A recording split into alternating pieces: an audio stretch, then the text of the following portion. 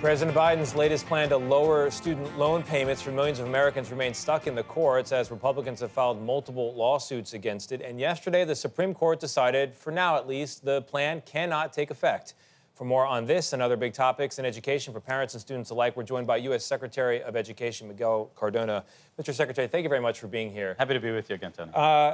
Time and again, the Biden administration has tried to lower or eliminate student loan payments for borrowers. Right. You get knocked back again and again. At what point do you give up? We don't. We're fighters. President Biden's a fighter. I'm a fighter. Well, we've provided over $170 billion in debt relief already to 5 million Americans. We have a plan that's going to bring in 30 million. And you're right. The Supreme Court and lower courts also have rejected some of the plans, which we disagree with. But we're going to continue fighting for borrowers. There are millions of Americans right now that need a little bit of support. College debt shouldn't be a life sentence. The plans are costly. By your own numbers, it would cost more than what the DOE provides to public schools in a given year, right? So why is it worth it? Well, it's definitely worth it because our country, we need to be competitive internationally. We need to make sure that our education system is preparing students of the future. And we're fixing the root cause of the issue of college affordability. You know, the president set out to make college more affordable, more accessible. We have too many people in this country that have potential that don't have access to college. We're trying to fix that. Debt relief is only a part of it. Yeah, part of my worry is that the colleges and universities themselves are just charging too high of a price, and they're still going to get their money when you forgive it, and taxpayers are footing the bill. Actually not, because we have accountability measures that we put in place that have never been put in place. And what I'm asking my Republican friends across the aisle is, let's work together on that. And this is something that I think public education and access to education benefits the whole country. Yeah. Let's work together on that. One more higher ed question, and then I'm going to get down to the lower schools. FAFSA, complicated-sounding acronym for a federal application for aid. Right. Big problems this year. Kids were not able to apply. They didn't hear in time. Some kids did not go to college because they didn't know what kind of money they were going to get to pay for it. What happened? Yeah, the good news is it's still open, and if you apply today, it takes about 15, 20 minutes. Within 3 days, colleges are going to get that information. And we're pretty much caught up, you know, maybe about 3% off of last year's numbers. I think we're on track very soon to give out more federal dollars this year than any other year. But what happened? And what we learned was that this process that hasn't been touched in 40 years needed revamp. We worked with families and schools to hear feedback, and we got a process that's rolling out in the next couple weeks. We're excited about it.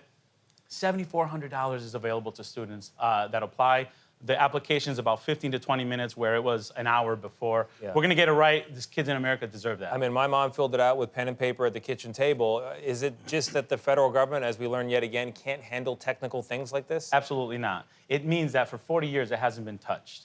And this administration is fixing it, and it's going to help generations of students. And what we know is that for far too long, too many kids in this country didn't have access to higher education. We're doing something about it. Let's talk about public education below the college level. My mom was a public school teacher. I went to public school. My son, Teddy's about to start public school.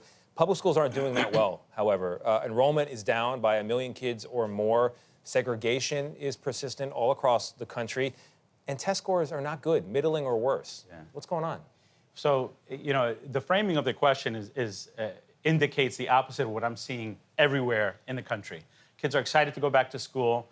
With the American Rescue Plan that was provided by President Biden when he first came in, we have more funding in schools over the last 3 years than we've had.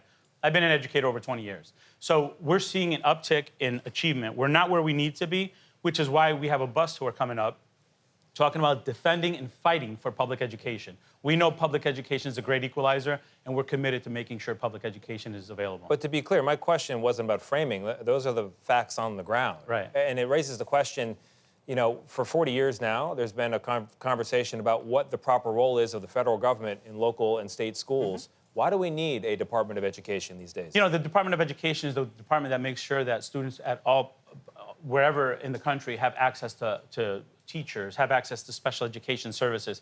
My concern, which some of the plans of the Republicans, is to shut down the Department of Education. Who's going to be making sure that students with autism or children with disabilities have the support that they need? Who's going to make sure that we're not suspending some groups of students more than others?